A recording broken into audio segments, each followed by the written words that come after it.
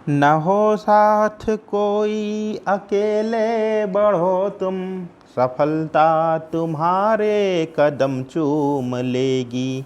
Hello, जय हिंद, नमस्कार, वंदे मातरम। प्यारे साथियों, एम गुरुकुल पर मैं अंकित आप सभी साथियों का हार्दिक स्वागत करता हूं। साथियों, आज की इस वीडियो के माध्यम से हम लोग अपने जीके जीएस के मोस्ट इम्पॉर्टेंट क्वेश्चंस को देखने जा रहे हैं और बहुत ही बेहतरीन, बहुत ही जायकेदार और बहुत ही मज़ेदार क्वेश्चंस आपको देखने को मिलेंगे। आज हो गई आपकी 27 तारीख, 2-3 दिन आपका और शेष बचा हुआ है। यूपीपी का आपका जो है रिजल्ट जो यूपीपी आपके एग्जामिनेशन को लेकर के उसके बाद की जो प्रक्रिया है वह आपके सामने देखने को मिलेगी। बहरहाल भगवान श्री कृष्ण का हम लोग ध्यान करते हुए अपनी आज की वीडियो का शुभारंभ कर रहे हैं। और आज का अपना शानदार सा क्वेश्चन आज की अपनी स्क्रीन पर, प्यारी सी स्क्रीन पर ये रहा। कह रहा है कि मोहनजोदड़ो की सबसे बड़ी इमारत कौन सी थी। ऑप्शन नंबर पहला कह रहा है बृहद स्नानागार, ऑप्शन नंबर दूसरा कह रहा है अन्नागार, ऑप्शन नंबर तीसरा कह रहा है 2 मंजिले भवन, या ऑप्शन नंबर चौथा कह रहा है गढ़ी। तो इसमें बताना मोहनजोदड़ो की जो सबसे बड़ी इमारत थी वह कौन सी थी, वह किस रूप में देखने को मिलती है। तो देखिए भाई, जो आपकी हड़प्पा सभ्यता थी, हड़प्पा सभ्यता के अंतर्गत जो आपके नगर खोजे गए थे उसमें से एक था आपका मोहनजोदड़ो। कौन सा नगर था आपका? मोहनजोदड़ो नगर था। और इसके जो खोजकर्ता थे उनका नाम था आर डी बनर्जी। क्या नाम था उनका? आर डी बनर्जी नाम था उनका। तो बात करें कि मोहनजोदड़ो सबसे बड़ी इमारत कौन सी थी वह आपको बताना। तो देखिए, अगर इसमें देखें विकल्प नंबर दूसरा कौन सा, विकल्प नंबर दूसरे की जब हम बात करें तो कह रहा है कि अन्नागार, बृहद अन्नागार की जब हम बात करें तो मोहनजोदड़ो के अंतर्गत जो आपकी इमारत मिली है, सबसे बड़ी इमारत यही आपको देखने को मिली है। अगर इसके एरिया की बात किया जाए तो जो आपका बृहद अन्नागार था यह लगभग आपका 45.71 मीटर इसकी लंबाई थी। और चौड़ाई की अगर बात किया जाए तो 15.23 मीटर इसकी आपकी चौड़ाई हो जाती है। यानी कि अगर लंबाई की बात करें 45.71, लगभग 45 मीटर। और अगर इसके चौड़ाई की बात करें तो लगभग 15 मीटर चौड़ा यह आपको देखने को मिलता था बृहद अन्नागार। कहा जाए कि आज के परिवेश में देखें तो आज जैसे हम लोग का कोल्ड स्टोर होता है, कुछ इस प्रकार का रहा होगा। वहाँ पर अनाज को क्या करते होंगे, संरक्षित करके रखते रहे होंगे। चलते हैं आगे अपने आज के नेक्स्ट क्वेश्चन पर। और वह कह रहा है कि वेदांग की कुल संख्या है। बहुत शानदार सा क्वेश्चन है आपके लिए, बहुत ही हलवा क्वेश्चन है आपके लिए। कह रहा है वेदांग की कुल संख्या कितनी है। ऑप्शन नंबर पहला कह रहा है 3, ऑप्शन नंबर दूसरा कह रहा है 4, ऑप्शन नंबर तीसरा कह रहा है 5 वेदांग, या ऑप्शन नंबर छठा कह रहा है, ऑप्शन नंबर चौथा कह रहा है आपका 6 वेदांग। तो वेदांग की कुल संख्या कितनी यह आपको बताना है। अच्छा, अगर बात किया जाए वेदांग है क्या, तो देखिए आपके 4 वेद हैं। कितने वेद हैं आपके सामने? 4 वेद हैं। कौन कौन से आपके है? ऋग्वेद है, यजुर्वेद है, सामवेद है, अथर्ववेद है। इन वेदों को समझने के लिए, जो एक महत्वपूर्ण पुस्तिका है वह आपके वेदांग के रूप में देखने को मिलती है, जहाँ इसका अध्ययन करने के बाद आपको वेदों के बारे में समझ विकसित हो जाती है। अब इनकी जो संख्या वेदांग कितनी है वह आपसे पूछा है। तो वेदांग की जो सही संख्या हो जाएगी यह आपकी देखने को मिलेगी कितनी? ऑप्शन नंबर चौथा हमारा करेक्ट हो जाएगा, 6। आपके 6 वेदांग देखने को मिलते हैं। एक बार इनका नाम देख लिया जाए, क्या क्या नाम है इनका वेदांगों का। तो शिक्षा, ज्योतिष, व्याकरण, निरुक्त, छंद और कल्प। कौन कौन सा? शिक्षा, ज्योति, व्याकरण, निरुक्त, छंद और कल्प को मिलाकर के यह आपके 6 वेदांग के अंतर्गत आते हैं। चलते हैं आगे अपने आज के नेक्स्ट क्वेश्चन पर। और कह रहा है कि महात्मा बुद्ध ने अपना प्रथम उपदेश कहाँ दिया। ठीक है, लाइट ऑफ एशिया के नाम से मशहूर थे कौन? आपके महात्मा बुद्ध जी। इन्होंने अपने जीवन का पहला उपदेश कहाँ दिया। ऑप्शन नंबर पहला कह रहा है बोध गया, ऑप्शन नंबर दूसरा कह रहा है लुम्बिनी, ऑप्शन नंबर तीसरा कह रहा है वैशाली, या ऑप्शन नंबर चौथा कह रहा है आपका सारनाथ। तो महात्मा बुद्ध ने अपना प्रथम उपदेश कहाँ दिया था यह आपको बताना है। तो देखिए, जब हम बात करते हैं महात्मा बुद्ध के उपदेशों की, तो जो इनको ज्ञान की प्राप्ति होती है, वैशाख माह की जो पूर्णिमा आती है उसके अंतर्गत इन्हें उसी दिन इनको ज्ञान की प्राप्ति होती है। वह होती है आपके बोध गया नामक स्थान पर। अब अगर लुम्बिनी की बात किया जाए तो लुम्बिनी आपका वह स्थान है कि जहाँ पर गौतम बुद्ध जी का जन्म होता है। लुम्बिनी के बाग में, उपवन में कह सकते हैं इनका जन्म होता है। और अगर बात करें ऑप्शन नंबर चौथा जो हमारा है सारनाथ, जिसको उस समय हम जो है मृगदाव के नाम से जानते थे, इसकी अगर बात करें तो महात्मा बुद्ध ने अपने जीवन का जो प्रथम उपदेश दिया था वह दिया था कहाँ पर मेरे भैया? वह दिया था आपका जो है सारनाथ नामक स्थान पर। कहाँ पर? सारनाथ नामक स्थान पर गौतम बुद्ध जी ने अपने जीवन का प्रथम उपदेश दिया था। बहुत शानदार सा क्वेश्चन है आपका, बहुत ही आसान क्वेश्चन है। चलते हैं आगे अपने आज के नेक्स्ट क्वेश्चन पे। करा कि चरक संहिता क्या है।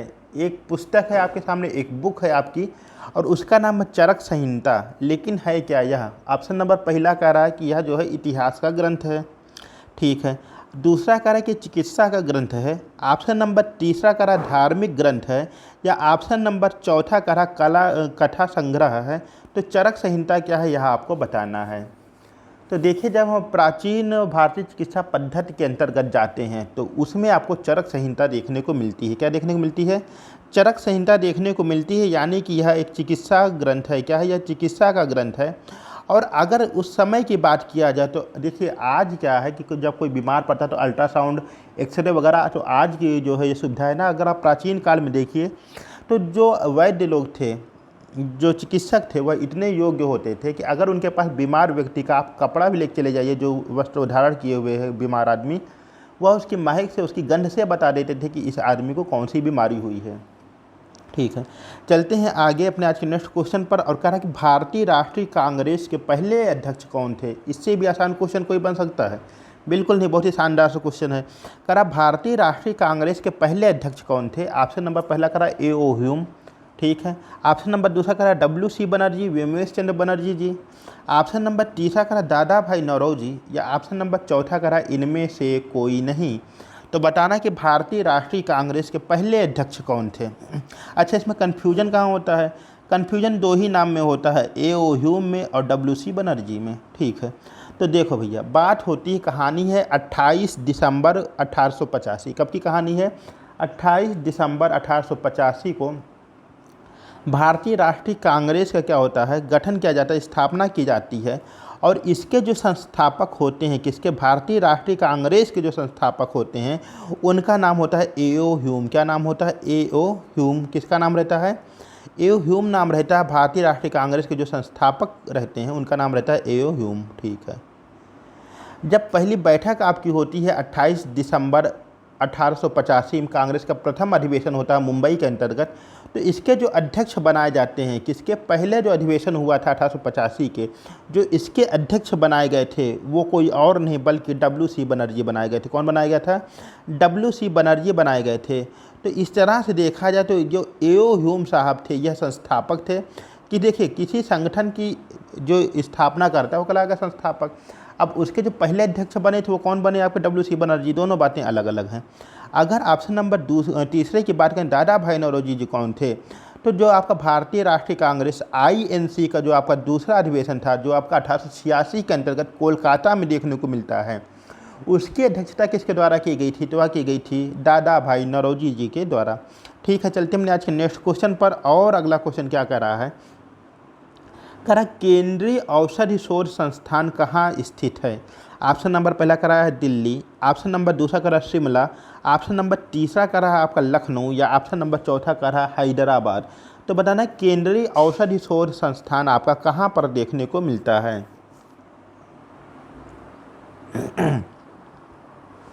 तो अगर केंद्रीय औषधि शोध संस्थान की अगर हम लोग बात करते हैं तो यह आपके उत्तर प्रदेश राज्य की राजधानी लखनऊ को यह गौरव प्राप्त हुआ है कि यहीं पर आपका केंद्रीय औषधि शोध संस्थान देखने को मिलता है।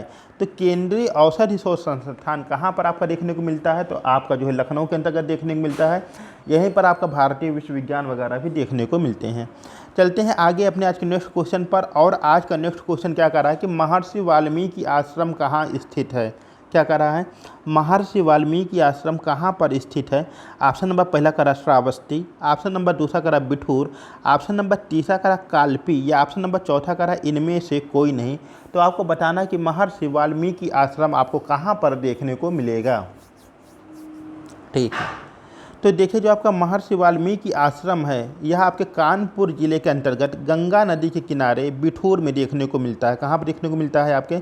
इसका करेक्ट आंसर हो जाएगा आपका बिठूर। कहाँ पर हो जाएगा? बिठूर के अंतर्गत ये आपको देखने को मिलता है महर्षि वाल्मीकि आश्रम, ठीक है। चलते हमने आज के नेक्स्ट क्वेश्चन पर। और नेक्स्ट क्वेश्चन क्या कर रहा है? कह रहा बनारस हिंदू विश्वविद्यालय का शिलान्यास किसने किया था। ऑप्शन नंबर पहला का रहा मदन मोहन मालवीय, ऑप्शन नंबर दूसरा का रहा विभूति नारायण सिंह, या ऑप्शन नंबर तीसरा का रहा लॉर्ड हार्डिंग, या ऑप्शन नंबर चौथा का रहा एनी बेसेंट।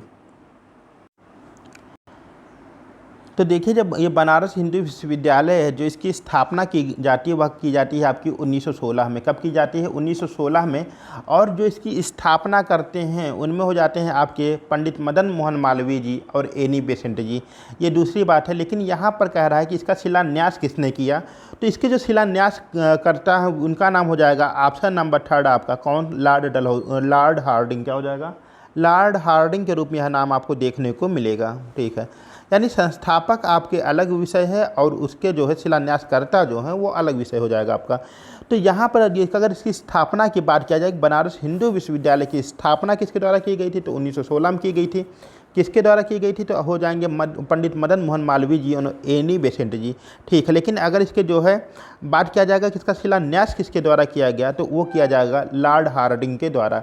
ये बात याद रखिएगा, बहुत ही कन्फ्यूजन का विषय है ये। चलते हैं आगे। अब नेक्स्ट क्वेश्चन क्या कर रहा है कि सिद्धार्थनगर जनपद का जिला मुख्यालय कहाँ पर है? ठीक है, ऑप्शन नंबर पहला करा अमरोहा, ऑप्शन नंबर दूसरा करा नौगढ़, ऑप्शन नंबर तीसरा करा नोएडा, या ऑप्शन नंबर चौथा करा खलीलाबाद। तो बताना है कि सिद्धार्थनगर, काला चावल आपका जो यहाँ का प्रसिद्ध हो जाता है, काला नमक चावल है ना, काला नमक चावल यहाँ का आपके प्रसिद्ध हो जाता है सिद्धार्थनगर का, तराई क्षेत्र में आपको देखने को मिलता है। तो यहाँ का जो आपका जिला मुख्यालय है यह क्या होगा? ऑप्शन नंबर पहला करा अमरोहा, ऑप्शन नंबर दूसरा करा नौगढ़, ऑप्शन नंबर तीसरा करा नोएडा, या ऑप्शन नंबर चौथा करा खलीलाबाद।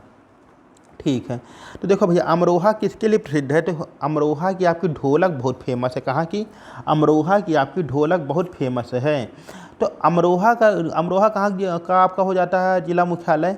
तो अमरोहा जो आपका बनता है, क्या बनता है आपका? अमरोहा बनता है ज्योतिबा फूले नगर का बनता है। कहाँ का जिला मुख्यालय अमरोहा? तो यह आपका ज्योतिबा फूले नगर का हो जाता है।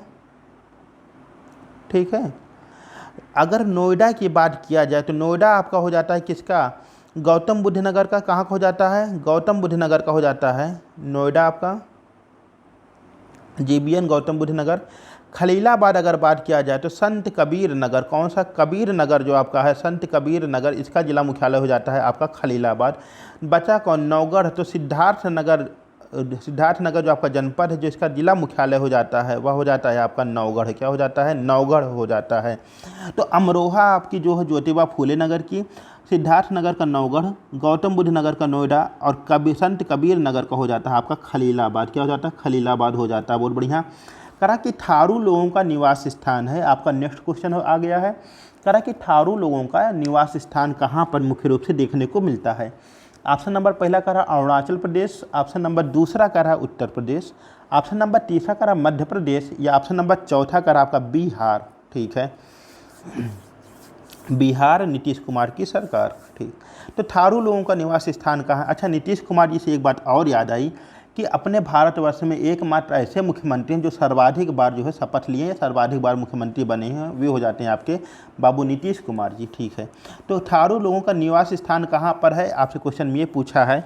तो उत्तर प्रदेश की एक ऐसी जनजाति, कहाँ की? उत्तर प्रदेश की एक ऐसी जनजाति जो कि दीपावली को शोक के पर्व के रूप में मनाती है। किस पर्व को? दीपावली पर्व को जो शोक के पर्व के रूप में मनाती है वह कहलाती है आपकी थारू जनजाति। इस दिन, अच्छा, थारू जनजाति में क्या होता है कि दीपावली के दिन, जिस दिन हम लोग अपनी दीपावली मनाते हैं, उस दिन ये लोग क्या करते हैं, अपने जो इनके पूर्वज होते हैं जो अब इस दुनिया में नहीं रहे उनकी याद करते हैं, और उनकी याद में ये लोग क्या करते हैं, दुखी रहते हैं। तो ये लोग क्या करते हैं कि दीपावली को शोक पर्व के रूप में मनाते हैं। तो यह जनजाति आपके कहाँ पाई जाती है? यह आपकी उत्तर प्रदेश के अंतर्गत पाई जाती है। बहुत ही शानदार सा क्वेश्चन है। चलते हैं आगे, और आज का अपना दूसरा क्वेश्चन क्या कह रहा है? अगला क्वेश्चन कह रहा है विटामिन सी का रासायनिक नाम है। किसका? विटामिन सी का रासायनिक नाम है। ऑप्शन नंबर पहला कह रहा रेटिनॉल, ऑप्शन नंबर दूसरा कह रहा थायमीन, ऑप्शन नंबर तीसरा कह रहा एस्कॉर्बिक एसिड, या ऑप्शन नंबर चौथा कह रहा कैल्सीफेरोल। भोले। तो विटामिन सी का रासायनिक नाम क्या है यह आपको बताना है।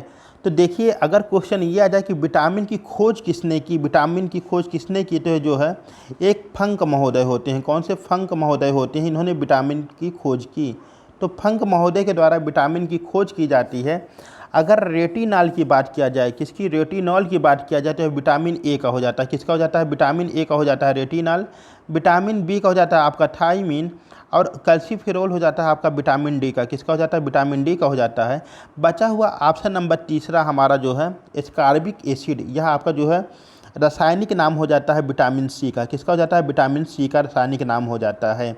विटामिन सी आपको कहाँ से मिलती है? तो आपको जो है खट्टे फल जो होते हैं, जैसे आपका क्या हो जाता है? संतरा हो जाता है, जैसे आपका आंवला हो जाता है, आदि स्रोत से आपको जो है विटामिन सी मिलती है। ठीक है, चलते हैं आगे अपने आज के नेक्स्ट क्वेश्चन पर। और आज का नेक्स्ट क्वेश्चन बहुत ही शानदार और जायकेदार रहने वाला है। अगला क्वेश्चन आपका क्या कह रहा है? कह रहा है कि लाल रक्त कणिकाएँ मुख्यतः कहाँ बनती हैं? ऑप्शन नंबर पहला कह रहा है यकृत में यानी लीवर में, ऑप्शन नंबर दूसरा कह रहा है गुर्दे में, ऑप्शन नंबर तीसरा कह रहा है हृदय में, या ऑप्शन नंबर चौथा कह रहा है अस्थि मज्जा में। तो यकृत, गुर्दे और हृदय में तो बनने का कोई मतलब है ही नहीं। एक कौन सा सीरियल आता था हप्पू सिंह की उल्टी पलटन, तो उनकी जो नम्मा होती हैं हप्पू सिंह की, वो कहते थे कि गुर्दा छील दे हैं। ठीक, तो लाल रक्त कणिकाएँ मुख्यतः कहाँ बनती हैं? यकृत में नहीं बनेंगी, गुर्दे में नहीं बनेंगी, हृदय में बनने की कोई संभावना नहीं। तो बचा कौन? बोन मेरो, अस्थि मज्जा। कहाँ बनती हैं आपकी? ये अस्थि मज्जा के अंतर्गत ये आपको देखने को मिलती हैं।